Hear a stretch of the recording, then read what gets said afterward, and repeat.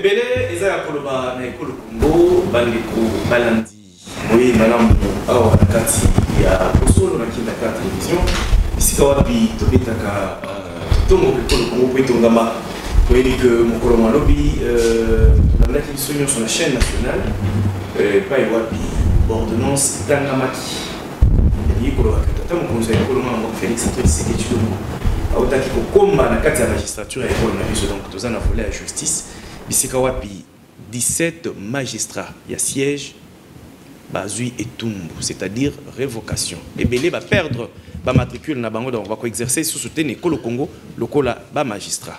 Pona nini mitune belé bokoza biano na bosolo ya mokolo malelo. Toke nombango na processus électoral. Pona ko mituna été ne ekolo Congo to na ngonga oyo esengeli to tenir compte il y a respect, il y a délai constitutionnel. Oyo koloba ke maponomi salema le 20 décembre il y a mbula oyo to esengeli ba kongomani basolola ba vande sika moko po ete maponomi yango ezala vraiment et réellement inclusif donc bato nyonso ba participer. Quand na kati ya chapitre oyo toko proposer bino maloba to déclaration ya mwana mboka Donatien Choli wa ezali secrétaire général.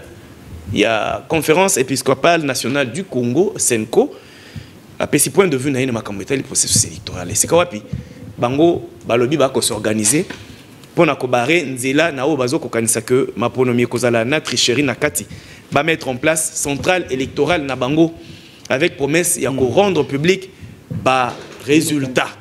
Est-ce que mobeko likonzi et ko pesa nzela na mangomba to ba organisation ba ko procéder na lolenge oyo to ezali oyo uti na tentative o basengaki basala audit citoyen oyo c'est à permettre te yango to ko proposer bino na kati ya processus électoral donc ce qui ça na matali signature ya accord militaire entre ekolo Congo na ekolo Burundi oyo salemaki bokolo malobi na ba deux ministres de la défense ya bamboka nyoso mibale to komituna est-ce que ndeko Ndaeshimi azali président Burundi azali penza sincère azali penza na bosembo motema polele na kozwa engagement ya boye pona kosangana ongambo ya mapinga ya Congo na kobundisa M23 o alingi kokende cantonnement te to ndeko Ndaeshimi azali kobeta jeu à sous-marin lokola Kagame lokola Museveni mituna ebele biano na mokolo malelo to yambi pona bino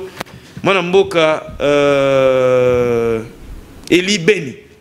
Azali Bongo, président, il y a l'ingoma politique de Bengi Action pour un Congo uni, ACU, Azali P, Nakati, Azali P cofondateur, n'est-ce pas? Il y a regroupement de Bengi RNL. Alliance des réformateurs pour un nouveau leadership. ARNL ainsi. ARNL. Ainsi. Voilà, Naboku c'est Alliance des réformateurs pour un nouveau leadership. Aux alipés, Moko Yabama Manakata Union des communicateurs de la République. Oui, madame Namboka. Merci Ndeko Yves. C'est un plaisir. Ndengezala Kaka. Vous manquez absolument Mikolo Belé. Je crois que c'est toujours un plaisir à partager plateau. Na bande konyoso tozaliawa. Donc je crois qu'il y a toyebani na pesi bande kotu. Mbote pour l'occasion où peut s'améliorer et analyser politique et Mbo Canabiso, la question et les enjeux de l'heure parce que Mbo Canabiso ils ont mérité et mérité mieux. Merci beaucoup. Donc nous avons eu l'occasion pour nous saluer pour monter la chaîne Oyo, qu'on peut s'amboter na ba Congomani nyonso bazuli bako ya bolandi biso nangonga Oyo, na saluer de quelque part l'unique, le seul et l'unique, le paricoché du chef de l'État qui a l'occasion de nous suivre en ce moment. Quelque part, donc merci beaucoup. Tokoloba que mon mboka Eli Beni azalia wa ongambo ya union sacrée na pouvoir donc. Tolobi vous allez candidat na députation nationale na circonscription électorale ya Lukunga Boité. Et yokani donc eza bongo eza robombate donc voilà couleur politique na biso yebana. Je crois que dans la vie, il faut savoir s'assumer. Merci beaucoup. Nous sommes du bon côté de l'histoire. Merci beaucoup. Bozongi bolamu na bosolo. Na mwana mboka Pichumalu. Tolobite ke boye malamu tobi bozongi bolamu parce que azamwa na ndako oyo. Kiti wana nda mesana kovanda me estali ngonga ebele to sali ne musale longote. Mondeko Pichou Malou Azali, membre cofondateur, il y a Alliance des réformateurs pour un nouveau leadership. Voilà, aux Alipé, Nakati, il y a pouvoir, mais il y a Nakati, il y a union sacrée. Merci beaucoup, Ndeko journaliste. Oui, ça fait quand même un bon temps, tout le monde Les amis, par rapport, mais nous sommes là, nous y sommes. Je suis premièrement le coordonnateur national, il y a Dynamique des jeunes pour un Congo nouveau. Et puis, segundo, je suis parmi les membres fondateurs, il y a regroupement politique Alliance des réformateurs pour un nouveau leadership. Dans mon autorité morale, l'homme école, que je salue, et sans oublier le président de SEI, évêque Gaïdia général, Kalakala. Merci beaucoup. Voilà. Ndeko Pichou Malou, Lokola Ndeko Eli Beni, aux Alipé, candidat à la députation nationale, inscription électorale, il y a Lukunga. Merci beaucoup na confiance. Il y a Bana Lukunga, Oyo Bazali toujours copé sana Oya Bango, maître Pichou Malou, la voix du peuple, par rapport à la candidature Nangana Lukunga. Merci. Merci beaucoup. Tokata Ongam. Nalombango to yamba oya biso ya mikolo nyonso oyo asi apesa biso confiance à se disponibiliser à chaque fois besoin na ayaka ezali mona mboka Danuke Fula azali na liste politique azali pe candidat na députation nationale na circonscription électorale ya Lukunga ekoinda mabe ndeko boye malamu na boso. Oui, mbote mopanzi sango mbote pe na ba ko débattre tozana bango na poko lelo mbote na ba kongomani baso bisika bazali kolanda biso kandi ngalo bana bito komesana toza komesana na régime bandeko ya ba raté ya ba raison ya ba compte rendre ya ba bonne année ya ba danseur ya ba mourir ya ba promesse ya bisengo na bisengo mais ndeko ba mesana kana mabite les mal reste mal même ceux qui mutaza ko sala ngaza linde ko na il faut ko telemela yango na rapidement metika ngalo belaka na ngaba tuté ngabo kaka batuté po ezali na confondre on a papimbo matin ezali politique et na le belaka makambitali pepe nazo kende na lombango ko le babisque ezali ko déranger population ya liboso ezali dossier nazo le batina en suka na ngaza ko senga na tata mokonjo kolo alanda ba men ba to benga kango ba monnaie électronique Etel Orange Money Vodacom mpesa bazali ko skoke pepe na ba transaction na bango bazali ko kata batumbongo tozo yebate pour ko kata bana moto batinde les 20 000 fois la bimsa 19 000 francs aza ko bimsa 17 000 francs sur quelle base bakata la bisombo o comment on appelle pas na bango tie moto 1 giga 48 asali la ngote perturbation à réseau na bino 48 ko keke lisusu ba na lombango za na ba secteur oyo il faut ko téléméla balama ko za na secteur électricité kolongo la biso le DG incompétent monsieur Lucinde qui ne mérite pas il est incompétent il confond que azo quand azali DG à Sénégal ya Kinshasa azali DG à Sénégal ya national Congo za na problème presque partout azali na kananga kurizate et pas na mai ndombe kurizate andiko ya Kisangani babenga na boyambi de bana ne bandité azape na courante et pas na kitamo ndiko tozaka na courante ce qui est plus grave. Nazali konsenga là il faut dénoncer ça c'est la population. Moi-même j'ai été présent. N'aveni Lusambo, il y a une dame qui a appelé les DKO ya Bandal pour na corruption qui na kitambo tozana courante yoka réponse ya DKO ya una konsenga na ba kondiasina il faut que longola DKO ya Bandal c'est mais c'est là-bas incompétent. Et il répond à un abonné comment bambongo na bino afati bo pesa ka mike et ko somba ata transporter. Merci beaucoup. Ata tozana courante. Vraiment naza konsenga na bandeko ya Sénégal ko longola les messieurs babenga kai DKO o ya zana Bandal. Merci beaucoup Danuke Fula. Merci beaucoup.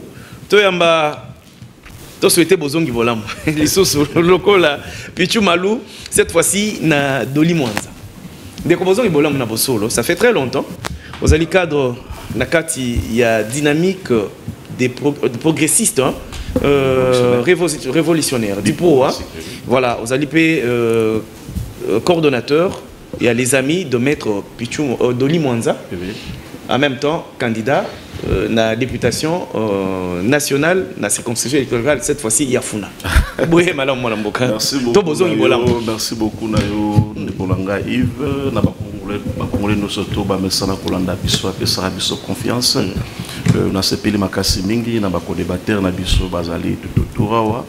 Et à Malam, Mozali Kolobete, qui est Nazali, un de cadre dans Kati à Dipro, et puis je suis candidat à la députation nationale la FUNA.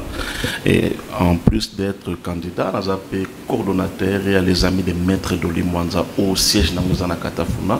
Donc, ces possibilités dans les Congolais, nous surtout, au Bazana pour ça, il y a pour visiter Asbel Nabiso, ils peuvent venir donc dans la FUNA. tozawana sur scène. Donc Yamala Mozali ko pesa yo mo pe ndeko Yves, merci na émission Kitoko o pesa pas congolais. Donc ici nous sommes venus pas pour parler des individus. C'est pour parler Congo. Pour parler de la nation. Merci parce beaucoup. Que Congolais azana posa ayoka Yamala mpe ko manakati na biso na débat oyo. Toton ndeko Doli to fongo libal. Ndeko Doli tellement ko uti ko zonga bombaka malo. Merci Et c'est notre façon aussi à Koyambao de façon spéciale. Merci beaucoup. Ndeko mokolo malobi na bantenne il y a radio nationale, radio et télévision nationale. Ils allaient qui le coup de tonnerre pour Nabami Sousou. Mais ils allaient qui paient quelque chose au Congolais, ils allaient qui s'attendre na yango parce que Bisomoko Tolanda qui plusieurs fois tata mokonzo ekolo. Biseko api azaki na regret. Il y a comment on a que parmi les secteurs ils allaient copier sa meilleur résultat de la gestion naïe. Ils allaient payer secteur mingi ya justice. Or, tu as dit que balobaka la justice élève une nation. Et la bonne justice élève une nation. Oyo, ba spectacle, na ba scène, ba magistrat ba offrir biso mikolo nyo suka. Ezaki ba bloko moko boson. Et finalement, conseil supérieur, il y a magistrature à sali proposition à tata mokonzo ekolo, il y a zali magistrat suprême. Il y a ekolo a eu décision. Révocation, il y a 17 magistrats de siège. Yo zali moto amibe kozali avocat bien kozali à côté à la défense ya biso na nous sango oyo pona ba kongomani loba pe lokola kongomani oyambi yango lolenge kani et puis leçon nini esengeli ko tirer na kati ya lisolo oyo est-ce que ezali sanction exemplaire pona ko benda ba miso matoyi ba bibokeba makambo ezali so ndenge ezali kalate to ezali ndenge ba miso zo kanisa. C'est parmi les actions politique, il y a Félix Tshisekedi pour ça la beaux yeux la population va accorder deuxième mandat. Merci Léon de Yves. Comment on a sabili makasi bengi la question au Moutiko Posengai.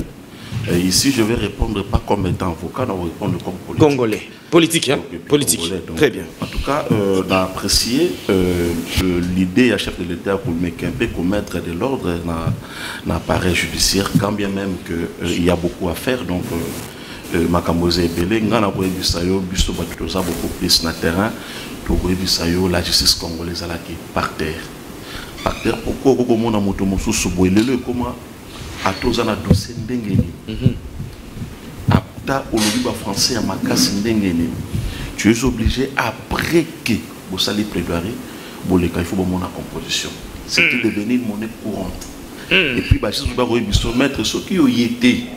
Ce qui est au moni composition de... Il y a même des arrêts, n'a jugement depuis prenant en faire un délibéré pour n'a pas rendre le jugement là, ça peut prendre des années. Tout cela parce que yo ont approché Bangote. Et cette politique est comme une monnaie courante, les Congolais souffrent. Les Congolais, tu sais, l'insécurité judiciaire. Et ça a un impact à ma casse pour le développement en Mboka. Lorsque le peuple est piqué, même pour un investisseur, quel est cet investisseur qui va venir au pays à investir dans Mboka de leur réplique si ça Congo a mal à monter. Au comment on monte surtout expatrié. Quand tu as affaire à un expatrié, au Colombo, magistrat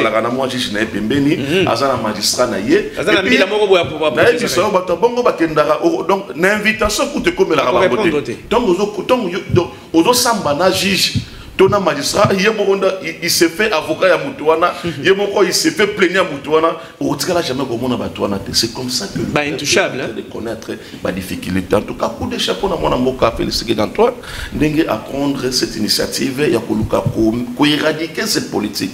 Mais je lui dirais que ce n'est pas il ne peut pas se dire c'est fini parce qu'il y a encore bon nombre de choses à faire. Très bien. N'appareil judiciaire. Au moins pas ils ont marqué. Oui. En tout cas, tu mais il a une liste, on a une révocation et prendre pas moi ça n'a pas ma casse. Ah, Bazaka 17 il fallait il dit c'est film Bisayo, Bisayo, justice en beau cannabis. D'ailleurs, il y a beaucoup de président de la République en toujours que la justice en Congo, ils ont recevoir hier. Ce qui est moko. Moto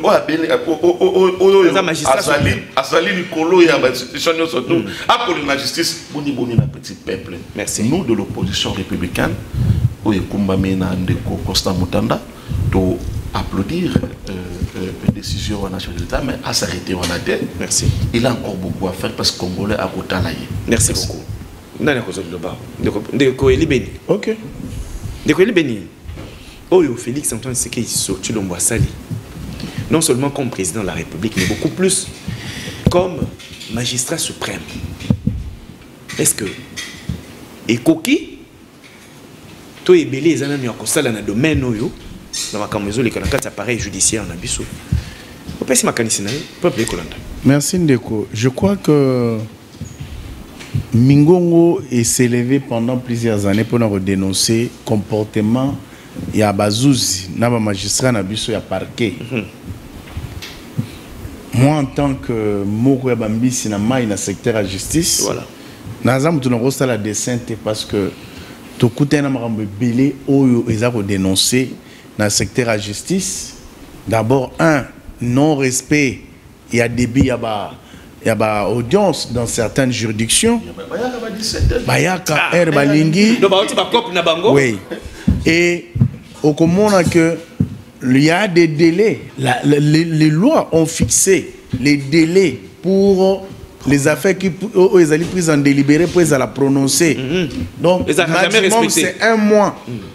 Mais en dehors 3 semaines, vous devez rendre une décision. Mais il ne faut pas aller au-delà du peuple congolais qui serait exécuté au nom du chef de l'État. Le chef de l'État, oui. Mais je crois qu'il était temps que la réforme soit dans le secteur de la justice. Tout le monde, pendant des années, les magistrats ont dit que sur les 100%, il y a budget ou il y a bango. Parce que c'est un pouvoir à part entière. Vous avez aussi subir le dictat, il y a pouvoir législatif, il y a pouvoir exécutif. Il y avait manque d'indépendance dans le pouvoir. Mais le chef de l'État, quand il vient, alors non, il faut qu'on instaure l'état des droits. La conséquence de l'état des droits, c'est qu'on doit avoir une justice distributive. Voilà. Rendue au nom du peuple congolais, na place que Oyazan a raison, vous payez raison, Oyazan a tort, vous payez tort. Et je crois que fléau, le peuple congolais a décrié depuis plusieurs années, que le chef de l'État lui-même est venu faire le constat, a décrié que pour dire que justice en Mboka, en tout cas, c'est le secteur Oyo et Zali qu'on rendre ce moté dans les Congolais parce que il y a des pros à lobby que l'investisseur a besoin. Quand ils constatent que la justice n'est pas en place, parce qu'il y avait un système qui était mis en place depuis les 32 ans de Mobutu où les hommes étaient au-dessus des lois et les lois en dessous. Alors que la loi n'est pas à la voilà. Or, et RDC, ils ont perdu mbongo et belé, il y a un impôt parce que impunité Zamakasi. Vous avez un Libanais, un Indien, un Pakistanais, un Chinois. Oyo a la justice en Mboka na poche. A aucun même que bête sa Congolais ndenga lingi. Donc vous comprenez que ceux qui ont recourir à la justice.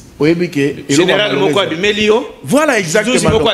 Exactement. Donc, un système à parapluie. Exactement. Donc, c'est pour te dire qu'il était temps que le secteur de la justice a impacté la réforme parce que je crois que le chef de l'État, quand il a demandé à ce qu'il y ait une réforme en justice, je crois que tout le monde a dit, Lélo, nous avons un shérif dans le secteur et la finance. Il aurait fallu maintenant un secteur, il y a justice qui est un shérif, qu'on a la bonne élève, qu'on a exécuté, à l'instar, il y a Dieudonné Kamouleta qui aujourd'hui a organisé la formation des magistrats, recruter des jeunes magistrats. Avant, ça se faisait seulement Kinshasa dans le Lubumbashi. Mais Dieudonné a organisé les élections dans plus de 20 provinces. Il y a non, les loyaux, 2500 de ces magistrats sont déjà au travail et l'année prochaine, donc c'est pour dire, pour conclure, que les chefs de l'État, Conseil supérieur magistrature et ça les locaux à Motouya, Oyo, tout le monde en gros rarement depuis que Mboko est Zamboka. Merci. Sanction, il y a un magistrat. Nous avons vu plusieurs magistrats être révoqués, beaucoup se sont vus être retirés dans la matricule. Donc tout ça est allé, et puis premier lobby. Donc tout ça est allé que prochainement un magistrat, avant de commettre un forfait, soit la corruption, soit la concussion en tant que fonctionnaire, a réfléchi 10 fois avant de poser acte, parce qu'il y a dit que le Conseil supérieur magistral, lorsqu'il a saisi en disciplinaire et que le chef de l'État soit saisi pour sa révocation ou que le Conseil supérieur de la magistrature a sanctionné disciplinairement, et aux ala n'attend qu'on réfléchisse. Merci beaucoup. Et ça, c'est à ça. Dès que nous Kefula, tu y ambio le cola ba o nyoso ba lekiawa et bani na ba kongomani mingi que de kodano Kefula. En tout cas, ça a très dur envers le régime Tshisekedi. Donc, Abi qui s'arrête à Limbi s'arrête. Bosenga qui va réformer Salema. On le dit depuis à côté, réforme ni na sali tout ça. Ba réforme courageuse. Oyo, to komi ko bika neti to moni na domaine oyo judiciaire. Ndeko. Commentaire na yo za Kongomani. Merci Ndeko. Esalinga pasi na lobike mboka na biso Congo ezana musika prabonga. Congo eza vraiment musika. Koyoka ndebandeko na mitu ni question moko kaka. Est-ce que c'est la toute première fois na mboka na biso depuis à la Congo par révoquer ba magistrat? C'est pas la première fois. Ils ont un régime de continuer le mboka. Kabila Salamuti. Et Moussouba éviter que Kabila Salango à son époque. Beaucoup de magistrats ont été révoqués et belés. Est-ce qu'il y a un des salaki qui faut couper sa Kabila deuxième mandat? Il y a un salaki qui va Congolais tout l'inga Kabila. Regarde beaucoup photo à la niveau. Il y a le président à qui inauguré à ta toilette, président Saline là. Non, on ne juge pas quelqu'un comme ça. À mon avis, les gens oublient. Cette fois-ci, nous allons juger Ndekoti Lombo pas par rapport à ce qu'il a fait. On va juger par rapport à ce qu'il nous avait dit qu'il va faire, qu'il a fait. Il nous avait dit de faire ça. Est-ce qu'il a fait ça? Ma belle Ali Ndekoti Lombo, ils ont joué au PC. Tati qui a joué Moussou, ça comme il a été à Betty Moussou. Ça faut jouer. Il y a eu un consigne qui a entraîné. Ah bon? C'est qui l'entraîneur? Maintenant, il est venu chez nous. Il a parlé à Cap. Il a évité. Il a dit beaucoup de localisés, beaucoup de localisés. Et il journaliste qui va accompagner qui est dans la campagne. Bon, il y a un cambo qui va congolais. Et lui nous avait promis que le jour où il sera président de la République, il va salaire d'ailleurs. C'est lui-même qui nous avait dit ça. C'est de ça dont on parle. Monsieur, laissez-moi parler. Pourquoi vous êtes agité? Quand tu parlais, moi j'étais calme. C'était. La magistrature. Droit, je peux répondre à ta question en 1 minute. Tu ne peux pas m'empêcher. D'accord. On peut 5 minutes, laisse-moi avancer avec mes idées. Très bien, vas-y. Donc on juge par rapport à ma campagne, tu as un salaire, tu as comme Basoda na $400, tu as comme état à côté de major général à Est, tu as comme un millionnaire comme ça allemand d'Afrique. Est-ce que y a eu ça qui a sali yango? A sali yango te. Alors, ce qui prend en ça la réforme na magistrature, à Longoli 17, ça représente quoi na Congo Mobimba? Donc, ça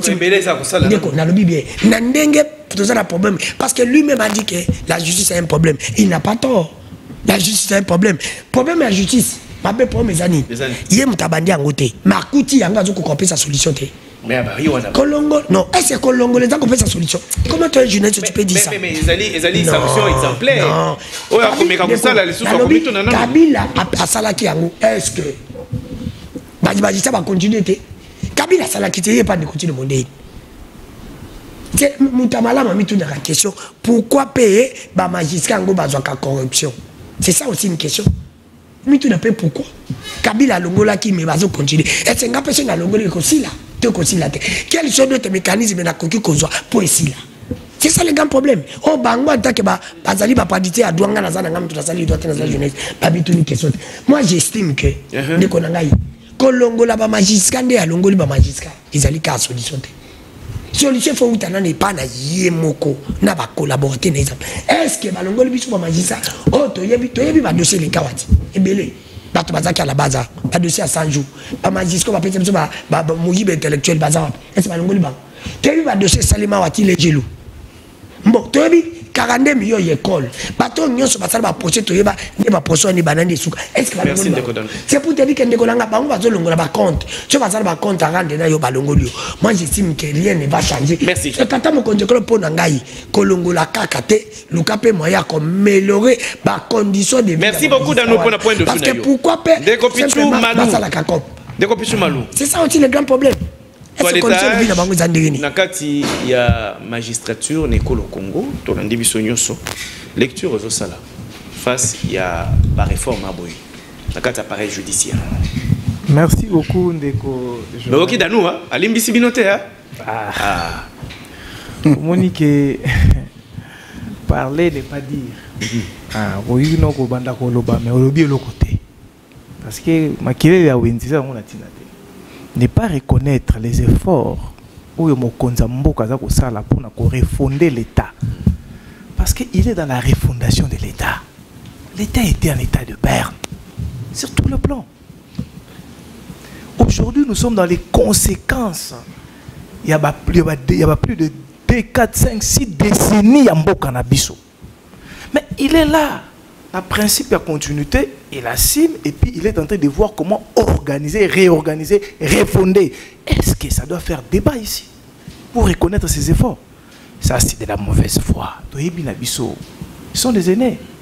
Ça, c'est de l'apologie. Ça n'a plus la place avec la conscience patriotique. Oh, le peuple congolais est déjà conscient. Alors, on a intérêt à un discours. On a les initiés. Ceux qui sont en opposition, en majorité. Mais quand ils reconnaissent ça par rapport à la pratique sur terrain, mais c'est la moindre des choses. Mais moi aussi, quand ça bango piqûre yakobo ya nyonso. Tout refusé. C'est ça piqûre bango partout. Yango ezali traitement au bango ba pesa bango bazana yango. Donc bango faut pas ya nyonso. Alors, ils ont non-sens, ils ont non fondé. Donc, nous avons un lobby non fondé. Ils ont des pour le peuple congolais. Tata Mukundilolo a sali réforme dans la justice. Nous saluons. Kamuleta. Les loyaux organisation concours, il y a un magistrat hier et bandé au sein de la ministère de la justice. Mais aujourd'hui, le conseil supérieur à magistrature est du pouvoir na yango et organiser biso concours à magistrature. Au moins la tête que ça est plus de 2500 dans moins de 5 ans. Je comprends qu'il y a le bazar journaliste. S'il était dans l'appareil judiciaire, il y a un impact. Ah d'accord. Oui. Vous comprenez? Aujourd'hui, 5000, 2500 aujourd'hui, toilettage et salamiona, c'est 17 manières. C'est pas facile. C'est pas facile. C'est sanction exemplaire. Hein? Mais très exemplaire, c'est ça l'état des droits. C'est ça la refondation, c'est ça les réformes qu'on a besoin au sein. Justice n'est pas la kamboka. Ce qui est justice, c'est ça malamoté. Ne quoi tu le bongo. Investir au yandi. Mais eza likambo moko ya motu ya malamu o tata mokonzi ya sali. Bangon baromo kabula ba carte qui est opposant. Donc pour être opposant, il faut réfléchir comme eux. C'est regrettable. Papa au préfet de discipline et communicateur du chef quand il parle les fausses dans la kimia. Voilà. Donc il a dit que la zone ici le ngonya tata mokonza mboka yemoko maisa yambo. A petit bâton et quoi? Mais s'il a noté. Ah, et s'il a noté makambo e bandi. Nakati appareil. Mais ça est yo dit mec 2500 bakoza le long nakati ya magistrature na biso on y va kiango. Mais aujourd'hui c'est ami. Et s'il est bandi et dans ba dossier eza pendant nakati ya conseil sur justice. Non mais si traitement na ngote. Tant ba aussi c'est beaucoup yo sous. Merci. L'homme souhaite comme ça. Donc c'est-à-dire c'est comme ça qu'on veut au chef de l'État.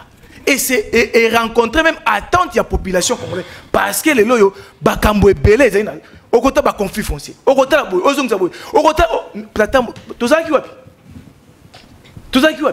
mais les loyaux mokonza mboka bandi ko zongisa makambo danzela longonya na tata mokonza mboka par rapport à ça. Merci beaucoup bandeko toko koba au moins motion sa placer le loba na makambo etali appareil judiciaire Jean-Loup Bokechu ko sunga biso bande ko balanda vidéo to proposer bango toza na kati ya processus électoral ezali To bendi extrait nakati ya lisolo nande konabiso mapanzi sango Christian Sakoi na Top Congo. Ayambaki secrétaire général ya Senko. Sango Donatien Chole. Bisika wapi alakisi makanisi mabango ya organiser centrale électorale pour na kolandela. Donc na cadre à mission d'observation. Mingi tozana ba pratiquant mibeko ba bisabiso nano. Est-ce que ezali mission constitutionnellement reconnue na organisation neti ba confession religieuse neti tomoni ba catholico ba mission yeto ba protestant ba telemi makasi tina ko kindi ko senga ko réauditer ces unis alors que opération a nécessairement qui tolanda na une vidéo comme ça to ko zonga ndeko doli Mwanza a ko réagir muto aliboso. Nous voulons que ce soit vraiment l'observation la plus transparente. Même la CENI pourra envoyer ses observateurs pour observer. Les partenaires qui voudront venir, ils vont venir. La fois passée, les ambassadeurs sont venus dans la salle.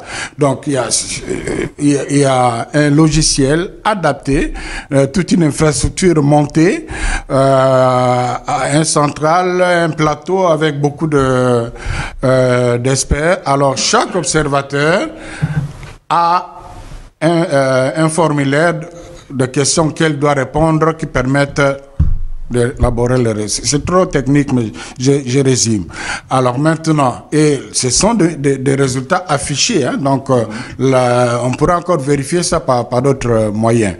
Alors, la machine travaille, donc c'est vraiment impressionnant. Quand vous êtes devant l'ordinateur, vous voyez seconde par seconde comment les résultats tombent. Donc, ce n'est pas un individu qui peut influencer quelque chose. Ce que un individu peut faire, c'est donner peut-être une mauvaise information. Bandeko, wana secrétaire général de la conférence épiscopale nationale du Congo, Sango Donatien Chole, bisika wapi akola kisa makanisi, il y a autre structure baza qu'on mettre en place.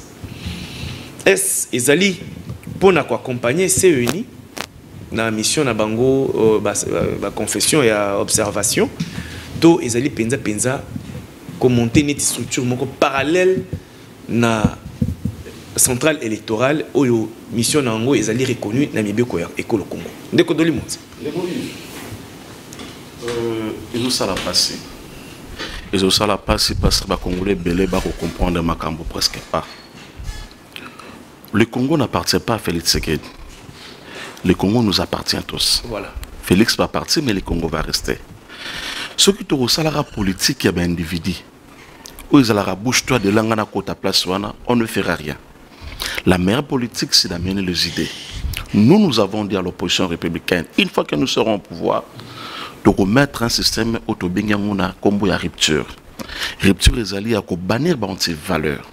Nous allons créer une structure morobo oyoyo et traiter bandeko oyoyo yiba mbongo ya l'état to bengo na structure moro le roi bien malaki oyo bandako traiter les gens qui ont été l'état pesa bango qu'est-ce à l'état l'état pesa bango confiance et que bango bazong seli bango na monnaie des singes. Donc kokota na likambo ya question ya nani yandeko abeshole na rosenga na bandeko oyo balatara sultan va demeurer dans sultan na bango. On a connu des élections en 2006. Nous avons connu les élections en 2011. En aucun cas, tout ça comme on a acharnement. Qu'est-ce que le peuple a besoin dans tout ça? Le peuple a besoin des élections. Rien que des élections. Kolukako créer la cacophonie, oh non, voilà, nous allons créer tout ça. Ce sont des antivaleurs. Ils allaient rater, ou soit Balingi va se transformer en parti politique, ou soit nous avons dit ceci. Nous irons aux élections. Balinga, il n'y aura pas de glissement. Donc, Dipro, le 20 décembre 2023, les élections sanctions. C'est-à-dire parce que il faut tout le cas pour recadrer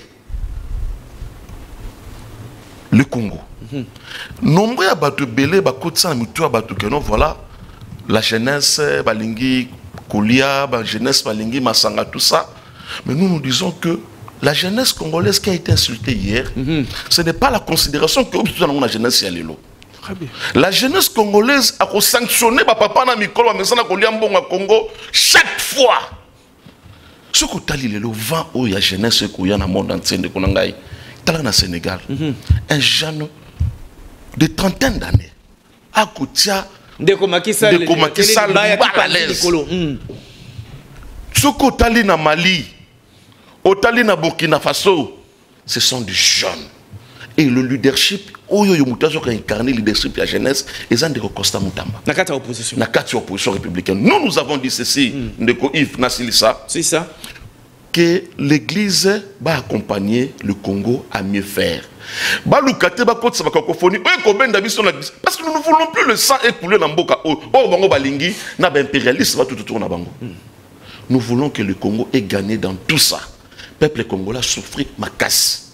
Le peuple congolais a posé à paix. Et la paix ne peut que venir dans l'élection. Sanction au peuple congolais a réservé dans 2023. Ndeko Eli Beni. Oh, ils ont extrait au Katimi na Ngamo Susu. Ndeko Chole azali ko prévenir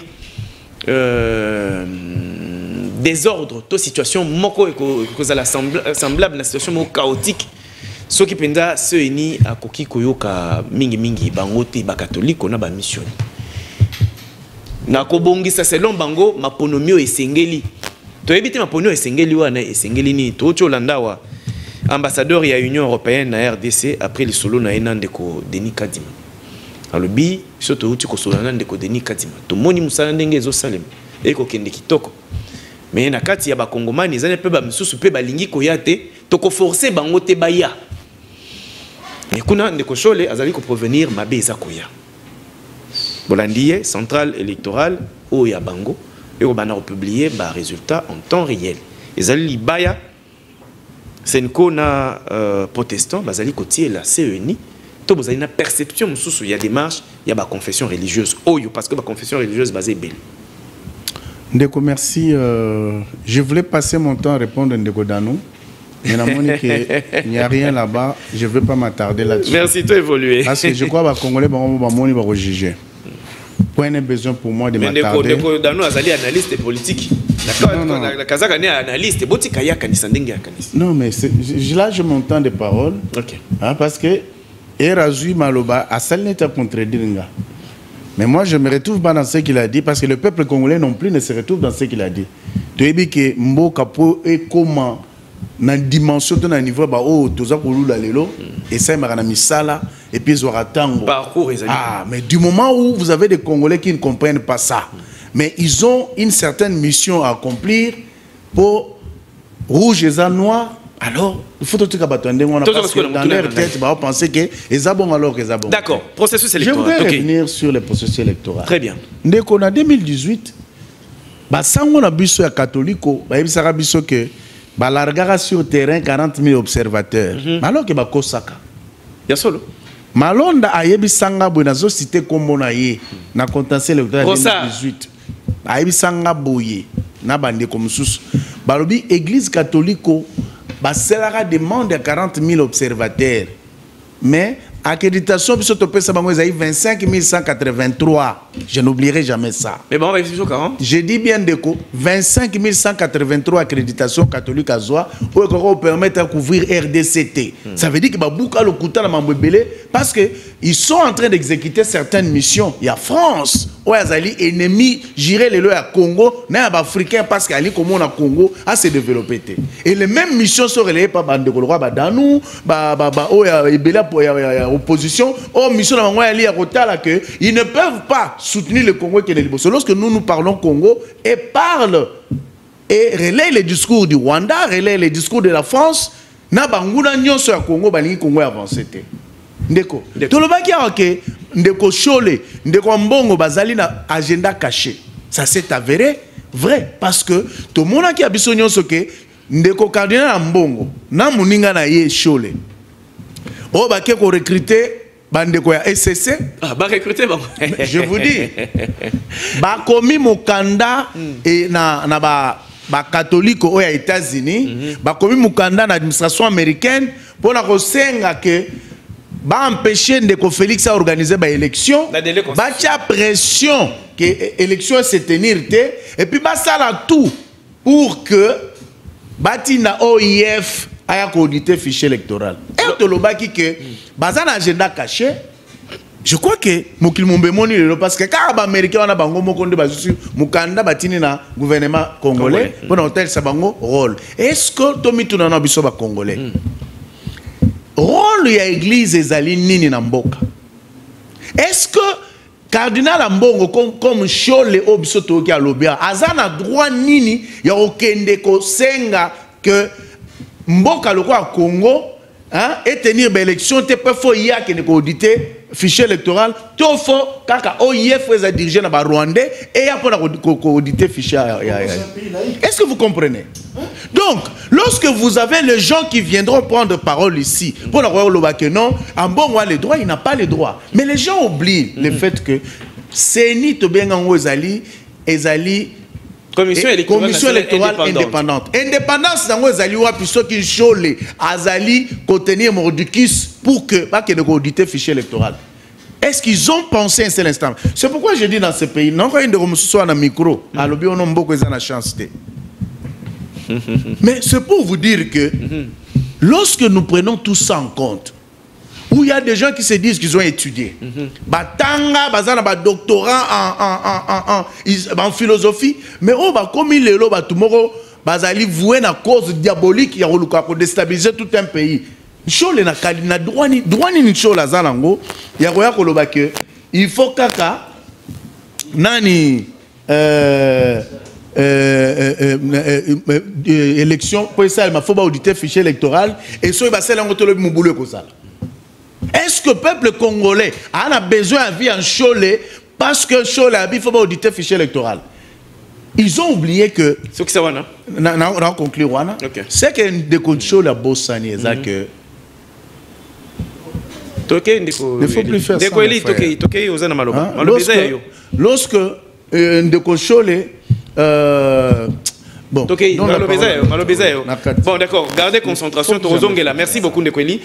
Dano Kefula, Malobé Panayo, qui ndeko Eli ndenge argumenté, le solo naie.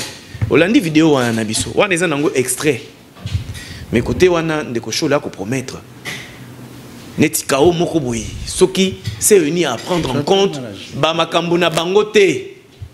Ndeko nangai ezali ko sala ndenge nini yo za candidat omona ba repousser ma ponomie et ça les malisusu te parce que bande ko catholique na bande commission ni balingi o bango bazolinga réaction na yezandi merci bande ko ya nyo sale basisolo ba parce que ba mambo ndolo banga nazana tanko ta ko recader parce que nana ta yo ka bango te ya pa lokuta oizo bimana mnoko na bango ya malamu izate baza bango misato nazo katame na il faut na recader ya liboso na yo ka ki pa mettre pichumalo alobi professeur de discipline mais c'est ça qui professeur de discipline ya école à l'anglaise école moko mabe makasi comme école moko ya mabe makasi comment un professeur de discipline azazo zanga honnêteté intellectuelle mais ceux qui mettent pichumalo zo le kana TV pour le bakano te reconnaître des Kotilombo parce qu'a révoqué ba magistrat parce qu'a nommé pesi ba magistrat monsieur Musala mais il fallait d'abord binobo ba reconnaître Kabila oh de quoi ça koloba parce que menton na azali kabiliste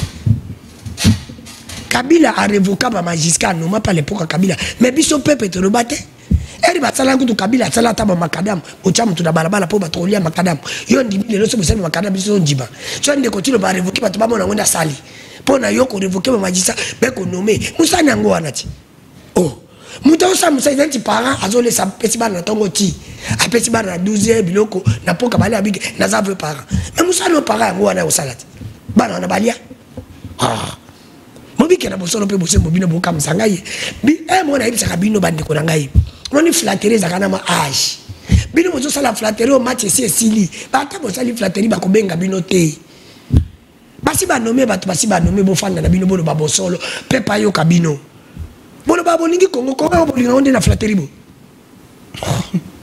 ça c'est de n'importe quoi ndeko nanga to kene makamba élection na yo ki maître azolo ba makamba maître et un peu du respect à l'église catholique monsieur un peu du respect je te dis un peu du respect car on dit des personnes comme ça de côté le mot elle va en opposition Kaboul on a qui chef il pouvoir oh yo zo le ozaka premier na Kaboul té alobi ba notia 50 l'église catholique s'il te plaît alors ba qui en nota 50 na c'est na autre parti malette na et puis tu respectes l'église catholique oh alors il doit respecter Ncholi. Ça c'est l'église catholique. Voilà, on va organiser l'élection, tout ça là, toi tu penses que bon, ça c'est clair. Les catholiques bandé côté le la Kabila le beta qui bon catholique balam église à malam. Est-ce que les catholiques ont une doble ça ça marche. C'est l'église. Bino bozo bi question boza qui on est fait boter. Catholique bimi ça biso to salama chawa. Est-ce que catholique zaki côté be ko bimi ça ça. Voilà bi catholique balam. Ce qui catholique a sali les compter dans bino bi catholique comme abi. Dans le lot catholique a rôle ba pe que no kabimbo ka pas mindele to betele maboko pas catholique, c'est ce que tu veux. Mais papa, ça c'est quel genre de politique? Tu fais des confusions, on va dire, on ne sait pas, c'est maintenant toi, maintenant, la qualité de qui est qui est. Ndeko, donne-moi tolérance, ne le baisez pas de nous. Ne le baisez pas de nous, s'il vous plaît. Ndeko, Pichou Malouazo, c'est la paix à réagir. Peuple n'a biso. Peuple a comprendre qui dit la vérité ou pas. Biso toujours le bâton, on a monopole la connaissance. Ngala lobika, un catholique a bimisa yi baton nanzela, catholique a sa yi malade. Ce qui est catholique a boy na régime obi bino peut-être habiter régime ce qui est malade mais il y a qu'à prédire chaos wana ndeza pe malade c'est chaos ya nini catholique alobi bazo sala bino mo lobi ke non ngara lobi ke ngai na za mayele yo za para na nga organiser examen on vous a suivre yé pas lobi te le ko la papa na ko suivre examen wana ngai pe na ko zala na papa no to suivre mabe ya nini salimi catholique alobi le ko la ngana yebi ke na za mona malamu na tangi kelasi na yebi matière na bi bino mo lobi ndeko na ngai bango ba lobi ke baza pour aller élections. Bazali na bilan moko positif. Bazo bangate. Mais ata batie 1000 personnes. Ba ko suivre élection. Le cas bino bozana na peuple na bino ba ko voter bino. Peuple ngoka normal. Nabite peuple nga bino zakaya butu. Mais c'est oya zo na souffrance na ba observateur et aux alaka ba catholique té. Ndeko. Est-ce problème ba missionité. Ce catholique alobi ya oh baza pe e mutu na bango baza mais ba sengete pas mukuna. Apesa ba bango na mais au moins te que ça fait impression neti. Mingi ba catholique na ba missionné. Bango penzende ba sombili kamango comme ka ya. Tout valer la facilité. Il faut dire la vérité, rien que la vérité. Congo est un pays laïque. Très bien. Mais ils ont une église auto yebi, l'église est à la cas. Ça c'est une contradiction. L'église est à la côté à vérité. Côté à vérité, c'est à côté moko. Ou bien pour la vérité, ou bien pour la vérité. Mais n'abosson le peut bosser mon cas espèce ya Congo, c'est l'opposition de la vérité. Et kuna. Merci beaucoup. Kuna na abosson le temps yokandeko. Na peso belima. Na peso belimo pe sabon maloba. Seul makambo na ba na kosa. Et à liboso. Chaque fois ceux qui ont commis le pouvoir à la pause d'élection. RIDP, c'est ça qui est en opposition. Kabila, c'est ça qui est prêt. Opposition de l'élection. Est-ce que même exercice, Bango Bazol va être. Merci d'nous faire mal au bateau évoluer. Deuxième chose, Bango va commis l'avocat à Kadima. Bazol Bani, Kadima, c'est expert. Est-ce que ma papi Mbao, Naba Aristote, Balobaka, que l'on connaît, n'a pas fait ça mal au bateau évoluer. Merci beaucoup. Deko Pichu Malou. Nebo Zalaka, expert. Deko Pichu Malou, tous les réactions à yo. Tous les réactions à la vidéo au Cholanda, dans ma campagne le processus électoral. Na volonté, la détermination. S'il te plaît, n'a posé question. Danou n'a pas posé question. N'a pas posé question à Pichu Malou. Mais pourquoi empêcher n'a posé question? Mais pas posé question. Tika n'a posé question. Aïe bandi. Pichu Malou. Ndeko Olandi vidéo. Réaction à Donatien Cholet, Sango, Donatien Cholet. Olandi réaction à Baninga Nayo, Bazu Malobali, Bosso Nayo. Olandi Ndeko Danou. Réaction naïe. Est-ce qu'il y a eu des aouables? Ils ont passé. Ils ont passé mawa. Na plateau qui toro boye la biso malobaya et ba caniveau pourri. Ils ont réduire ba valeur ils allaient ils ont passé. Parce que peuple les a kolanda biso bazana pousser makambo te. On doit être quand même conscient parce que le Congo nous appartient et puis il y a quand même des personnalités qui sont ici. En tout cas un peu moi bref. Je sais là où le problème il y a chaud les alliés. Pas ma chaud les n'a pouvoir les années. Nous dénonçons pour la millième fois. Chaud les Azak ont réclamé qu'à $100 au Andorozona ban à classe. C'est-à-dire gratuité hein? Oh. Conflit à l'église catholique n'a pouvoir gratuité. Parce que Bango, bandé reçoit $100 na moi na moko. Oh, nous sommes dans le système catholique. Nazo yebisa yo, aya ko contredire ngata. Na yebisa ya moi plusieurs fois il connaît. C'est ça conflit oh il y a côté na pouvoir yango wana. Te ba catholique baza côté ba faible. Quel faible? Ba pauvre. Bango ba ko appauvrir davantage les biso ba parents te plutôt autant que ça bana na école na bango. Les enfants qui souffrent. Eli, s'il vous plaît. On a qui de chose baza côté ba pauvre, ba catholique baza côté ba pauvre. Ba faible. Mais les pauvres, le faible, bah si bango gratuité, bah tanga ofélé. Ce que nous avons côté bah pauvre, là bah faible, il faut combattre gratuité pour yo sera $100. Il y a pas c'est ça être le côté de pauvre. Maintenant non moto a si gratuité. Moi na pauvre autant la classe ofélé. Na yo oboyi gratuité ozongisa Minerval na ba mi on au foot pose $100. Ce qui est côté de pauvre. Soyons sincères avec nous. Soyons sincères avec nous. Catholique ils ont signé le pouvoir parce que bah école fictive oh ya bande ko zula mbongo ba longoli yango nde kanda ya sole yango wana ba avantage oh baninga bazwa ya zwa yango te. C'est ça le problème au conflit yango wana soko lingi to fungola émission côté émission vraiment spéciale wana tangelo biloko ebele zali wana parce que organiser comprenez donc bref azali na ye moto yo aujourd'hui papa yaki awat ayebisa ki il a doit être sur lui. Papa tikala église osa musala mala moté. Aza kokene libanda ya mokambi moye. O alobela ki polele. Il ne fait que la politique ya Kabila, on connaît. Pourquoi? Parce que souci des qui n'engage pas papa qui fait que nous inaugurer basilique ou on est à Goma. Le on n'a pas donné cet accès là. C'est ça le cadre ya ngwazana. Dans un toit bakande. Mais nazo yebisa yo parce que asui misolo na côté ya Maya Kabila et fallait qu'il pas kumba papa que le inaugurer basilique à Goma. Le roi a pouvoir répéter ça tient la tête comme on dit yo zo ki misolo o asira ki biso. Tu quoi ko kisa mité kanda di situation le yango na pouvoir. Est-ce que sangwa za tina na misolo? Mama na ngai. Akosa na misolo nini? Ata sangwa. Yondo za yonangande toza besoin de misolo, toza na mabota, toza na bana, toza na ba famille, ba teleme. Sango mokumba na ezali ecclesia. Na za na bana. Ale kana television to momso za bana. Na za bana. Tap. Moniza basaka na été. Na za bana. Il a des enfants. Il a des enfants en Europe. Il est de plus 4 5 enfants na za. Na bana. Je suis là, je m'assume. Merci beaucoup. Bref, distraction à ça. Mobeko nini ya mboka, s'il vous plaît, constitution na biso ezali. Et puis mobeko nini ya mboka epesiye Andrew Ndingisa catholique et cosa et sphinx et cosa biso na 2011. Toza na ba preuve. 5 pas à la lisa mutu na esprit to za ba preuve. To pas la cour constitutionnelle, admise ba preuve. Merci. Et ça va gérer ma distraction politique aux attentes ici qu'à sauter. Merci. Aujourd'hui, à contester c'est ni na nini. Parce que y a beaucoup les gars qui na télévision tangu ndeko na biso kadi mazala qui est li na si confesseur y a beaucoup qui s'amender na s'allier na processus électoral et puis na ndimi. Merci. Oh, mais voilà. Nous tolérance, malo baiser pas malo. Bref, aujourd'hui il n'y a pas question.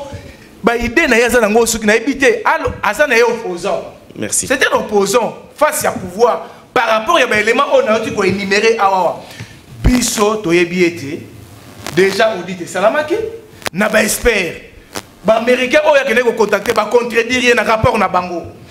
Il est nulle part. Azali ko kosa kaka ba frustré. Oh azali ko ebisa bango été bo banga tenga, il va faire quoi? Merci. Il n'a rien à faire, même les cas et comme ça, la population n'y peut pas. Merci beaucoup.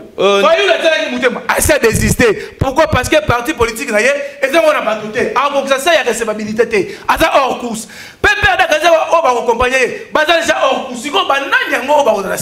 Merci beaucoup. Bref, peuple congolais.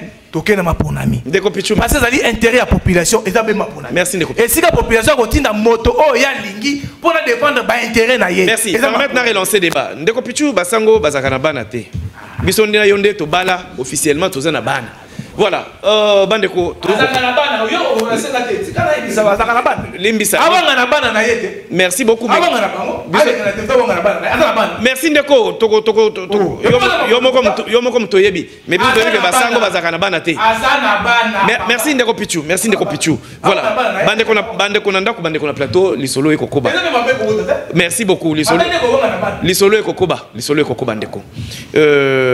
Tokozonga onzela masini poète Ndeko Jean-Loup Boketuna Ndeko Rudy Nguya basunga biso tozwa deuxième vidéo où ils ont côté biso na mama likambo suka où Italie accord où ils ont signé entre école Congo où ya biso na école ya Burundi mokolo molekaki nini salemaki ezali accord militaire où kosala que coopération militaire ezala entre bikolo mibale mingi pona kotia en déroute ba tomboki to ba terroriste ya M23 oyo ba kozangisa ekolo est ya ekolo Congo kimia o ba boyi kotosa ba accord nyonso démarche nyonso nzela nyonso pacifique ya boyokani oyo ezali tracé pona bango et surtout ki sa bango na cantonnement pona mona ndenge nini ya kozongisa bango biseka ba utaki apparemment ba boyi ndeko Jean-Loup tokoko kende. Merci beaucoup Rudy Nguya. Les entretiens entre les deux chefs d'État ont également porté sur l'évolution de la situation sécuritaire à l'est de la RDC à travers les processus de Nairobi et de Luanda. À ce sujet, les deux chefs d'État ont demandé à toutes les parties concernées de respecter et d'appliquer la feuille de route conjointe des processus de Nairobi. Dans ce cadre, les deux chefs d'État ont constaté et déploré le fait que le M23 n'a pas la volonté de se désengager et d'aller dans les centres de cantonnement. À l'issue de cette visite, un protocole d'accord en matière de défense et de sécurité a été signé entre les deux parties en présence de deux chefs d'État afin de renforcer la sécurité dans les deux pays. Au terme de leurs échanges, Son Excellence Evariste Ndayishimiye a invité son homologue, son Excellence Félix-Antoine Tshisekedi Tshilombo, à effectuer une visite au Burundi à une date qui sera convenue par le canal diplomatique. Voilà, Tolandi, accord, ils ont signé entre les deux pays, la coopération militaire notamment. Ndeko Eli Beni, pourquoi réagir, non? Ben, si tu veux que ça commence par moi, je vais le faire. Merci beaucoup. Ce qu'il faut retenir, Isaac, le président burundais. Est-ce que sincérité, c'est-à-dire, il pas de Ndayishimiye par rapport à Kagame et Museveni? Non, la sincérité est là. Vous savez, en politique, c'est question d'intérêt. Il y a une chose qu'il faut retenir et que le Burundi venait d'être l'objet d'une attaque, coup d'État m'a manqué dans Burundi. Et autre chose, elle a manqué. Oui. Il y a un coup d'État qui a manqué dans Burundi. Et c'est grâce à la RDC que le président burundais a échappé à cette attaque. Oyo Elingaye Salake, coup d'État, ils ont perpétré et puis réussir. C'est grâce à nos services spéciaux, nos éléments formés et à RDC que la situation est salémée. Donc ça veut dire que en politique ou dans les relations entre les États, c'est d'abord les intérêts qui priment. Ce n'est pas les beaux yeux, ce n'est pas la camaraderie qui compte. Non. Parce qu'on peut beau s'embrasser, se faire des accolades. Mais quand il n'y a pas de sincérité, il n'y a pas de sincérité. Mais ma force, il y a Burundi, il y a EAC. Mais c'est justement où je veux en venir. Le jeu où il y a EAC, c'est justement où on va en venir. Okay. Je crois que la mauvaise politique ougandaise et rwandaise, et surtout rwandaise, où il dit que Kagame veut dominer tous les États d'Afrique. Kagame a infiltré le Cameroun dans la police, dans l'armée. Les documentaires sont là et Yébani. Il a infiltré la RDC. Il a infiltré l'Afrique du Sud. Bamboke Belé, l'Ouganda même. Et les Burundi au Bani va changer parce qu'ils ont senti que ce monsieur n'est pas proche Nabango. il a un penchant peut-être vers la RDC. Il faut battre pion à bango. Douba mekaki. Mais la grande question que les gens doivent se poser, mais EAC est en armée. Mais armée en est en Congo pour soutenir le Congo. Malgré le fait qu'ils ne foutent rien, ils sont là justement pour faire le plan occidentaux au Bayaki Nango, na composer Rwanda pour continuer aux minéraux gratuitement. Alors, ni tété l'action des éléments congolais qui sont allés à la rescousse à Burundi, le président Ndayishimiye. Mais il a perdu le fauteuil. Donc, Ndayishimiye a intérêt à jouer franc jeu. Exactement. Dans la RDC. Exactement. Pour permettre de maintenir le pouvoir. Et vous allez comprendre que, parlant de la franchise, ce discours où Ndayishimiye est tenu chez nous a été dans le sens de condamner le Rwanda, de condamner le M23. Il y a aussi en sorte que la RDC a le droit de se défendre et de bouter dehors. Et lorsque vous prenez le discours où il y a le président kenyan, ce n'est pas le même discours. Lorsque vous prenez le discours où il y a le président ougandais, le discours où il y a le président rwandais, où il y a un ennemi juré à Congolais, na Congo, ils allaient dans le sens où il y a quoi porter qui n'est pas n'abisoté, mais de demeurer chez nous. Vous comprenez? Ils vont jusqu'à aller fustiger action à groupe, je ne sais pas comment on les appelle, groupe Maïmaï, la résistance, les Wazalendo. Ils ont demandé même aux Américains que Wazalendo va intervenir le soutien. Donc c'est pour te dire, pour conclure, il y a à noter que le Burundi est franc parce qu'il est reconnaissant par rapport à l'intervention et à soutien à RDC, où les puissance militaire régionale, où il faut compter comme c'était dans le temps. Merci beaucoup. Ndeko Doli Mwanza. Accord Oyo. Et cause à la porteur, il y a espoir que franchise entre les deux États et qu'on permettre que coopération militaire ait apporté fruit. Na résultat escompté na maïma kolikana ça. Ndeko Yves, na question no tuningai nazo réfléchir à des volets. OK. Voilà liboso ezai que nous avons l'EAC na mboka na biso. Nous avons la MONUSCO. Nous avons l'armée ougandaise parce qu'il y a un accord entre la RDC et l'armée ougandaise. Il y a la demande au RDC Salaki na SADC. Voilà. Aujourd'hui nous voyons encore de plus armée burundaise. On se dit mais pourquoi multiplicité à force de peur que entre Bango, collision Salama, c'est le peuple qui va en pâtir. Le mieux à faire, c'était d'abord de mettre fin à la fonctionnalité à EAC. Déjà, tu as dit que EAC, selon l'accord Bassiniaki. Mais c'est dangereux pour nous. Pourquoi force pays où ils allaient faire partie de la carte EAC, tu as dit que l'image de ma pays a semé terreur dans l'Est. Pourquoi vouloir à ce que nous avons l'EAC ou l'armée ougandaise à Nakati, l'armée burundaise à Nakati, mais l'armée burundaise a signé un partenariat avec la RDC. On se dit qu'est-ce qui se cache dans la carte EAC? Parce que nous sommes Congolais. Et tant que Congolais, la présence de l'EAC. Ce qui est EAC au Salamoussa n'a une singulité. Nous demandons à notre président de la République à prendre le courage de Bengana EAC dans Bokanabiso. Signé avec les Ougandais, oui, avec le Burundais, nous avons moi l'isolé arabien entre le Congolais et le Ougandais, et le Burundais. Mais ce qu'on a bien dans l'histoire en Bokanabiso, il y a une force sous-régionale où il y a eu un Congo, c'était la SADC. Oui. Mais pourquoi tout ce pays qui bisogno, surtout en tout cas, le chef de l'État, il a pris quand même une décision à Malam où il y a un SADC pour qu'il reste quand même, parce qu'ils ont l'expérience, ils ont la matière, jurisprudence c'est Zali. SADC déjà tchapé dans Mboka. Mais pourquoi le chef de l'État je ne dis pas qu'à négliger Bandekona à SADC, mais je trouve que les multiplicité inutile. Au collision,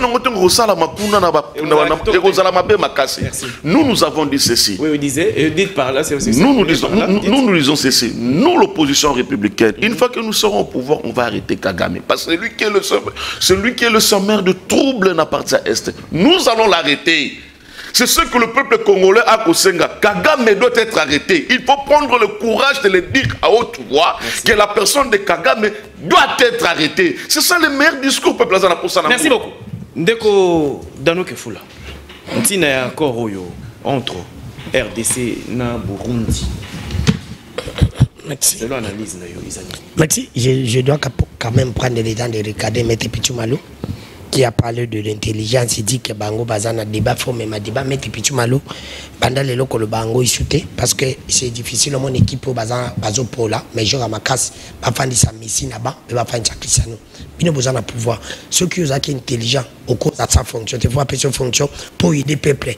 Parce que Bazo Pola, le peuple a mon au salaté. Si tu es intelligent, il faut pas nommer. Quand on ne te nomme pas, tu ne l'es pas. Alors ne parle pas. Si tu ne pas, oui. C'est évolué. Dans notre évolué. Il faut retirer, monsieur. Ça, c'est une. Alors, ceux qui ne parlent pas de l'intelligence, qui ne parlent pas de sa métier. Parce que ça, il a parlé de ça. Il m'a attaqué. Non, il m'a attaqué. Je dois les regarder. Laissez-moi avancer. Je lui dis ça. Atika Kolobango parce qu'il fallait pas nommer. Ok, alors on a accord.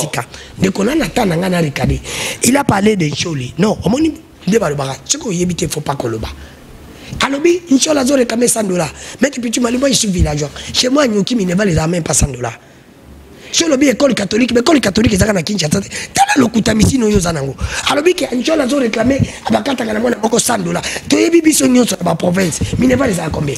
Est-ce que la catholique peut les amener à l'école catholique?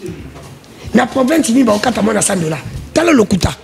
Au moment que Bandeko Bayaka on a plateau, Kabo et pour la Kokosa. Voilà, alors ils sont chole, Bolongoli, Ambongo comme chole. C'est Ambongo, Nebo Bakambongo, Nakataka, Nebo Cardinal Mochengo, Abandeko Kata, Incholo Katanta Keki. Bino Bakambongo, les commissions chole. C'est pour te dire que tu te contredis, on se na plateau, au moment Bakambo Yabana Kata en chole. Ce qui n'a la mec qui Kolbangona Moutenyo Sake, diffamation Bakainga. Mais on y a ça les années. Je vais éviter à au pouvoir. Ah, il y a un élément. Toké d'accord. Même maman connu tout d'abord. Toké d'accord. Toké d'accord. Ah bon, il va t'aïno ça qui n'est pas à la plateau. Toké d'accord. Dans le temps, ils ont mouqué. Justice peut passer 10 sarabisoti. Bah c'est 10 peu maramoyo. Toké d'accord. Toké d'accord. Ce n'est pas normal. Là où tu n'as pas un avocat. Toké d'accord. Toké d'accord. Toké d'accord. Quand un avocat a ça va diffamation. Oh il y a besoin de. Dans le gospel le d'accord. Il n'y a pas un problème. Il faut qu'on regarde le Kutamisi no alobi. Comment tu as parlé le quotidien on a télévision? Moi je me pose la question. Now qui met Eli Beni à l'obi maloba ndaishi me mususu. Mais la conclusion ndaishi me en alandi parce que met Eli Beni se contredit à l'obi Rwanda n'ennemi na biso. Mais ne continue maloba que ba partenaire na biso. Azo contredit président ba ya union sacrée. Ne continue ba benga Kagame. Ya bino union sacrée. Vraiment tu es insensé de ta part. Et tu dis ça dans les médias. Nalbi président ba ya union sacrée. Il est mon président de la République, il est président de la union sacrée. Mon cher ami. Aza président de la République, il est président de la union sacrée. Parce qu'il y a des gens qui contredisent le lobby. Il y a le lobby qui est non, partenaire privilégié. Il y a bien une union sacrée. Bon, ça là, on a vision. Oh, papa, tu as un lobby. Papa, il y a une télévision dans ce moment-là. Il y a 14 ans. Quand on a comme 14 ans, il y a une télévision dans ce moment-là. Il y a un lobby. Il faut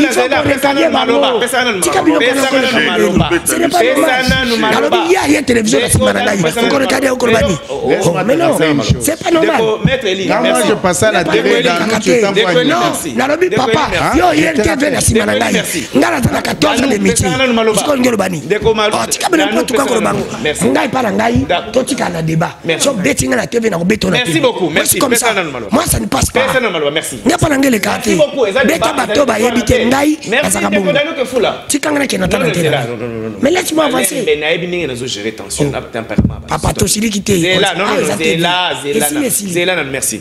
Ndeko Pichu Malou. Mais tu kangana na le bato. Ebini nga tozo kokini. Ndeko Pichu Malou. Réaction par rapport à accord il y a entre militaires entre Ouganda Burundi et RDC Burundi.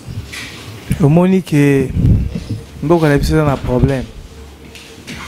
Tout ça parce que dans Malouba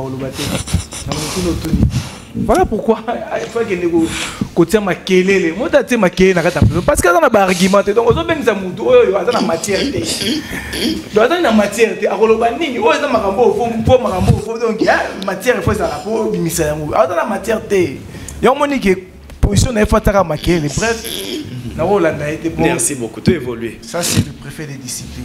Voilà. Tata Nangai, c'est que mais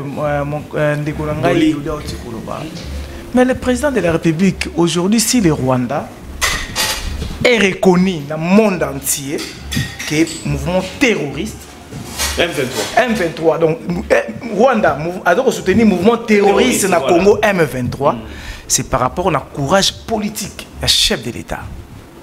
Ça veut dire qu'il y a un intérêt. Il y a collaborer na bateau yo bazali ko boma peuple na bisoté au moment où bazali ki bateau bandima maki lokola groupe armé interne ici M23 a été agréé ici M23 versé na armée na biso ba officier na ba militaire des troupes na police na service de renseignement partout il avait le contrôle du pays mais aujourd'hui si ça fait problème dans l'est c'est parce que le chef de l'État ne veut pas collaborer comme ça la continuité à bakor oyo ndeko Kabila sana ki na bango yango des problèmes na biso na l'est donc c'est-à-dire nous devons d'abord reconnaître le courage là l'accompagnement na ba voisin na biso oui accord bilatéral yo oza lokola ngai les initiés tokoyi kobo yango te mais ezala ne ba accord moko sincère c'est ça que nous avons besoin voilà. Pour l'intérêt ya mboka ezala te ke bato bazoya na sima mabe te mais koyeba yango ndeni nakata mosala te tant que bakokota nakata mosala nde tokoyeba siko sincérité